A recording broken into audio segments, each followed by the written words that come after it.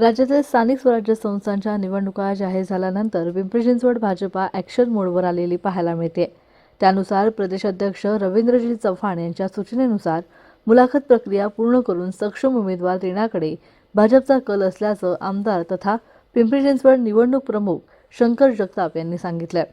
भारतीय जनता पार्टीने आगामी निवडणुकीच्या पार्श्वभूमीवर इच्छुक उमेदवारांच्या मुलाखती प्रक्रियेला अधिकृत सुरुवात केली आहे। मंगळवारी मोरवाडी पिंपरी येथील भाजप मध्यवर्ती कार्यालयात या मुलाखती शिस्तबद्ध व नियोजनबद्ध पद्धतीने पार पडल्या। या प्रक्रियेसाठी आमदार महेश लांडगे, विधान परिषद आमदार अमित गोरखे आणि आमदार उमा खापरे यांची प्रमुख उपस्थिती लाभली। याबाबत आमदार शंकर जगताप म्हणाले, आज या मुलाखतींमध्ये प्रभाग क्रमांक 1 ते 16 मधील इच्छुक उमेदवारांनी सहभाग घेतला। साधारण 300हून अधिक उमेदवारांच्या आज मुलाखती घेण्यात आल्या। उर्वरित मुलाखती उद्या म्हणजे 17 डिसेंबर रोजी होणार असून यामध्ये 17 ते 32 या प्रभागाचा समावेश असणार आहे।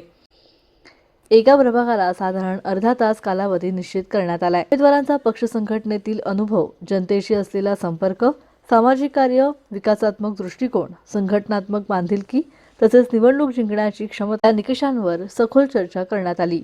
ही संपूर्ण प्रक्रिया पारदर्शकरित्या पूर्ण केली आहे। कोणताही भेदभाव न करता प्रत्येक इच्छुक उमेदवाराला आपली भूमिका व काम मांडण्याची संधी देण्यात आली।